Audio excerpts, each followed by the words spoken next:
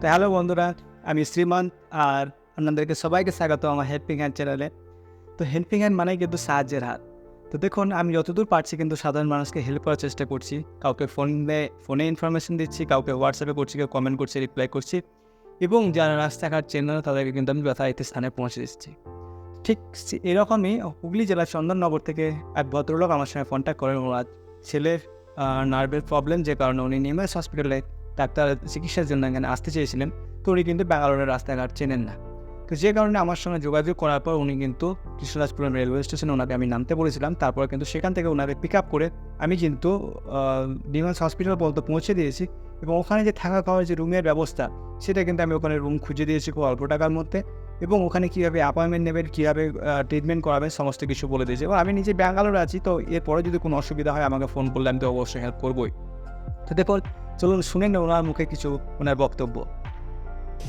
তো অনেক খোঁজাখুঁজির পর এখানে একটা রুম পাওয়া গেল। রুমটা অতটা সুন্দর যদিও নয়, তো তার মধ্যেও বেশ চলে যাবে কাজ। তো এই যে দেখছেন কাকুরা আজকে এসেছে এখানে। তো যদি কাকু আপনার নামটা একটু বলেন। সঞ্জীব ঘোষ। আপনারা কোথা থেকে আসছেন? আমরা হুগলি ডিস্ট্রিক্টের চন্দননগর থেকে আসছি। আচ্ছা আচ্ছা।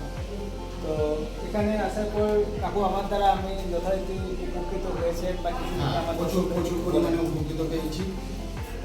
আজকে কাকুরা এসেছেন এখানে, যে কারণে আজকে কাল থেকে হয়তো ওনার ট্রিটমেন্ট স্টার্ট হবে। তো কাকুর সঙ্গে একজন বাড়ি থেকে একজন ভাই। তো উনি হেল্প করবেন। তো এরপরেও যদি কোনো অসুবিধা হয় সেক্ষেত্রে আমি যখন এখানে আসছি আমি অবশ্যই আমাকে ফোন করে আমি হেল্প করবো। এটা কাকিমা, আর যে বাচ্চাটা চিকিৎসার জন্য এসছেন, বাচ্চাটা এখন খাওয়া দাওয়া করছে। ওকে, তো আপনারাও চাইলে আসতে পারেন। আমি যথারীতি যতদূর পারবো আপনাদেরকে হেল্প করার চেষ্টা করব। তো আগে দেখতে থাকুন ভিডিওটা। শুনলেন ওনার মুখে ওনার বক্তব্য। তো আমি কিন্তু চাই এইভাবেই প্রত্যেক সাধারণ মানুষের পাশে দাঁড়াতে এবং প্রত্যেককে হেল্প করতে। তো অনেকেই হয়তো আমার ভিডিও কোয়ালিটি বা সাউন্ড কোয়ালিটি খারাপ, আমার যে ভিডিও সেটা হয়তো খারাপ, সেজন্য অনেকে বিশ্বাস করতে পারছেন না, ট্রাস্ট করতে পারছেন না। কিন্তু বিশ্বাস করুন, আমি এখানে কিন্তু নিজে একজন স্টাফ নার্সের কাজ করছি। আমি ব্যাঙ্গালোরে বেশ কয়েক বছর ধরে আছি। আর এই ভিডিওগুলো যারা দেখে থাকবেন তারা কিন্তু জানবেন। তো আমার উদ্দেশ্য কিন্তু এটাই, আমি সাধারণ মানুষকে কিন্তু হেল্প করবো। চিকিৎসা ব্যবস্থা এখন আমাদের ঠিক যতটাই উন্নতি ততটাই কিন্তু অবনতি। তো চিকিৎসা সাধারণ মানুষ কী হয়, টাকা পয়সা খরচা করে সঠিক জায়গায় চিকিৎসাটা পান না। তো যে কারণে আমি চাই যেন, আমি যেহেতু একটা মেডিকেল ফিল্ডে আছি, সেই কারণে আমি চাই যে সাধারণ মানুষ যেন সঠিক চিকিৎসাটা অন্তত পান।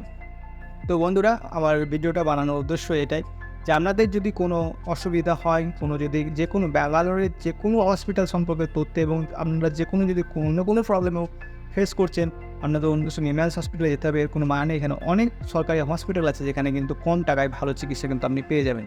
তো আপনাদের যদি কোনো অসুবিধা হয়, আমার হোয়াটসঅ্যাপ নাম্বার দেওয়া রইলে, আমার সঙ্গে কন্ট্যাক্ট করবেন। যে কোনো বিষয়ে, যে কোনো রোগের বা যে কোনো বিষয়ে আমাকে মেসেজ করবেন হোয়াটসঅ্যাপে বা কমেন্ট বক্সে কমেন্ট করবেন। আমি কিন্তু আপনাদেরকে যথারীতি এখান থেকে হেল্প করব।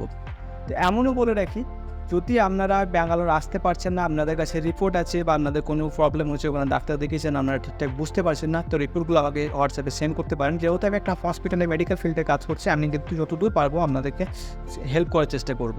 তো আজকের ভিডিওটা এই পর্যন্তই। যারা ভিডিওটা দেখলেন তো অবশ্যই একটা লাইক, একটা সাবস্ক্রাইব আমি আশা করবো তাদের কাছ থেকে। আপনারা সুস্থ থাকুন, ভালো থাকুন, এটাই আমি ঈশ্বর আল্লাহর কাছে কামনা করি। ধন্যবাদ।